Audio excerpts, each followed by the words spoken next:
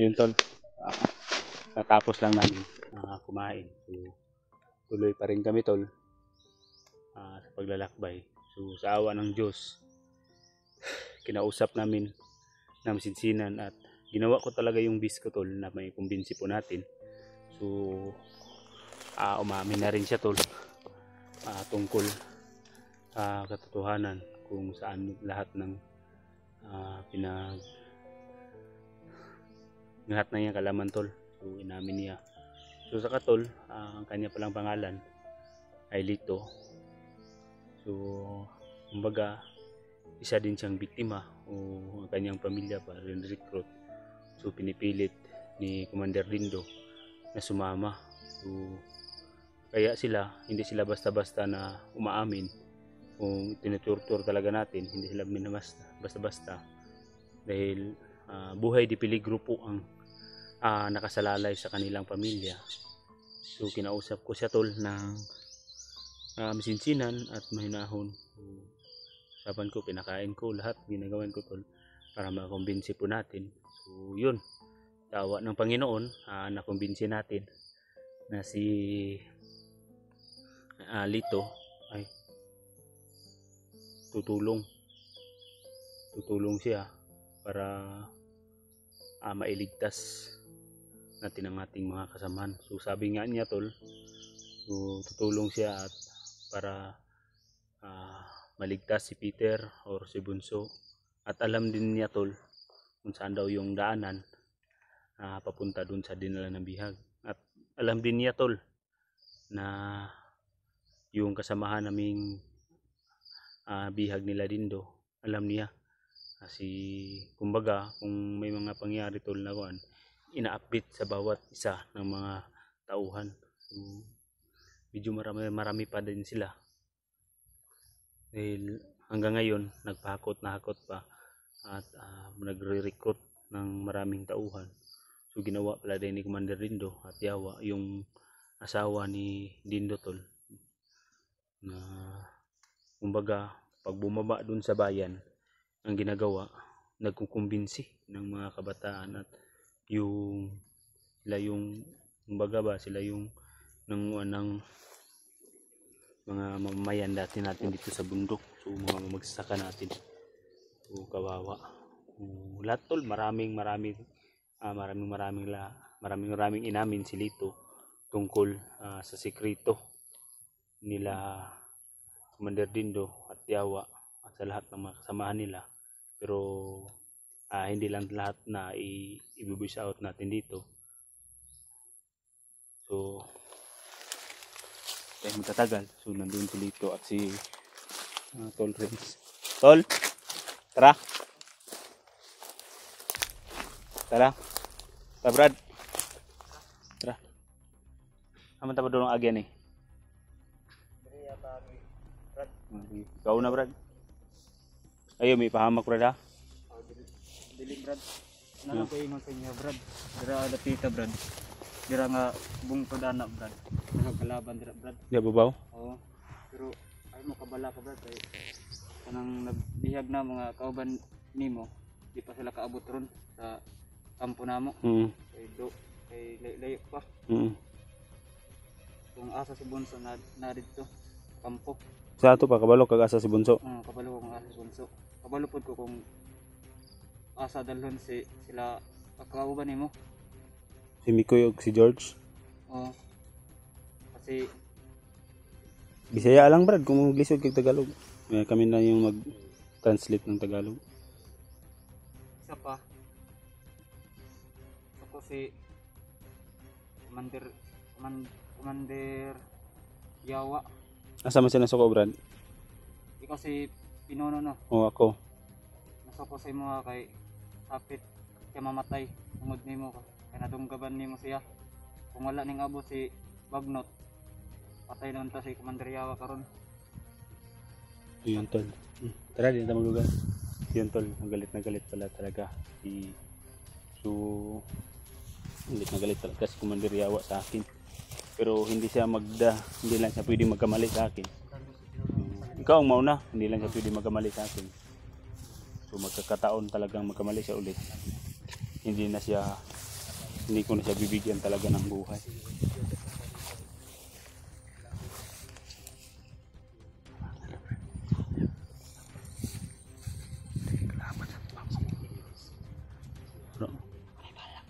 Sige. So, sila tutol. Tinunayan niya sa atin na tutulong talaga siya.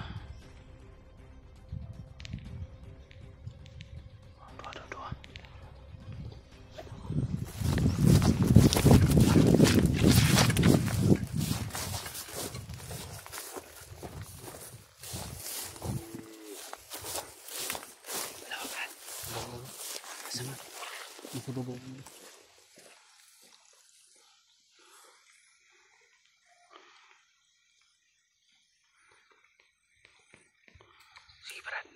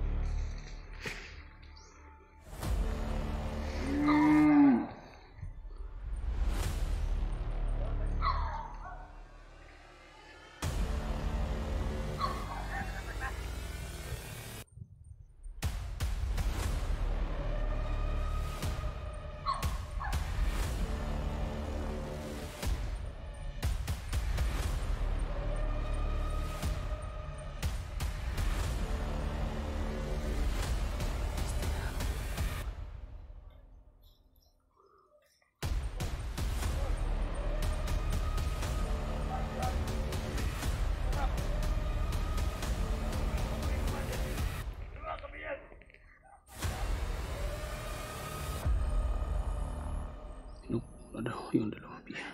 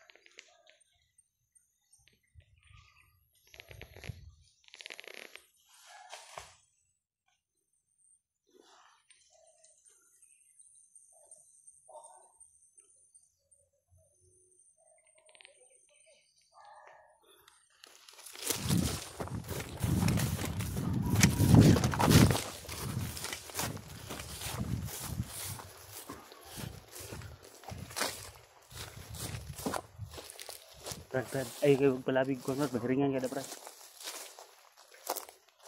Ini lang.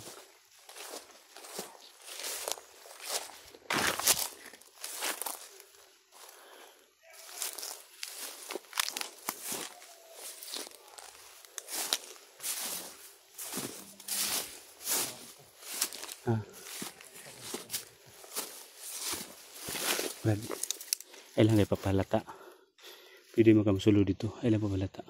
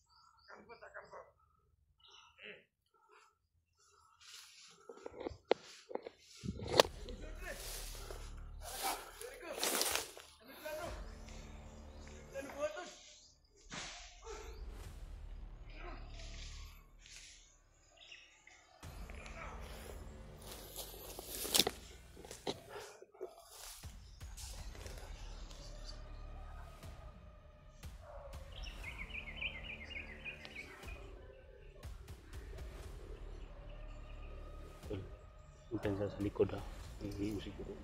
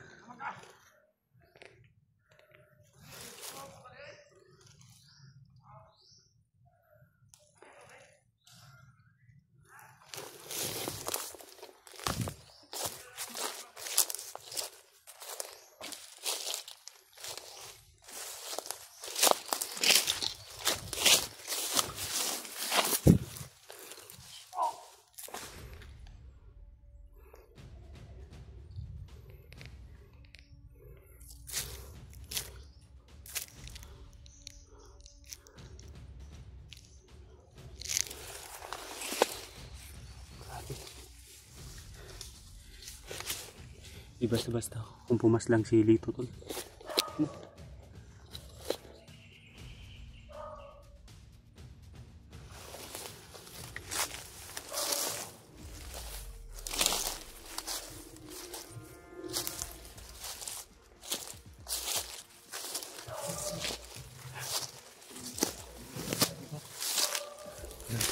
Nasa tikas bundok, buntod ang kauban namo.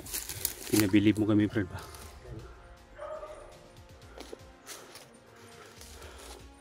Ata pa dulong na, friend. Ata pa dulong. Ano bitong kampong iingon mo?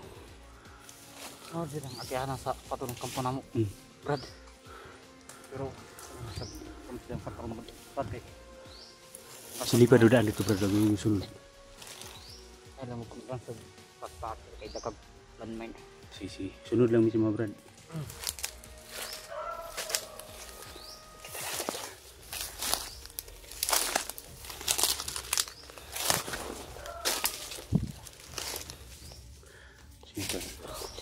Antayin na muna natin. Sisilipin daw niyo muna. Kasi maraming nakabantay dyan sa itaas.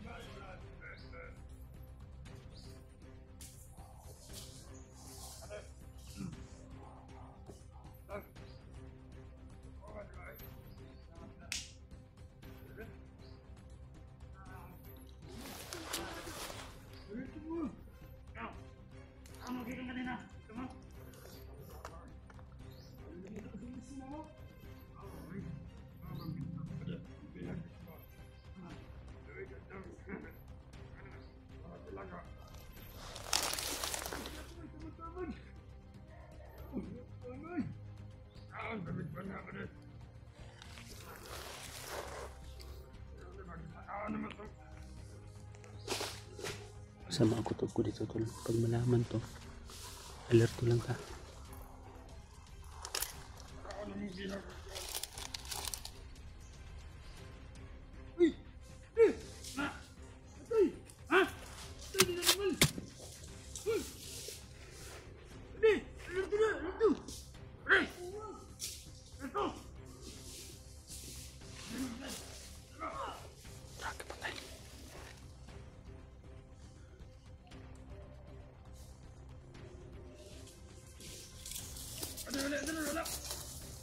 Ay naman daw Larry.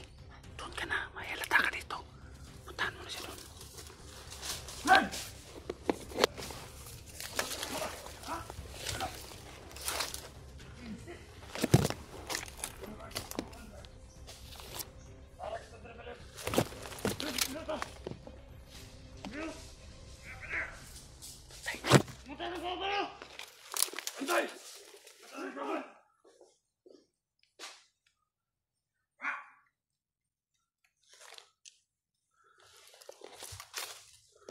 Ay na!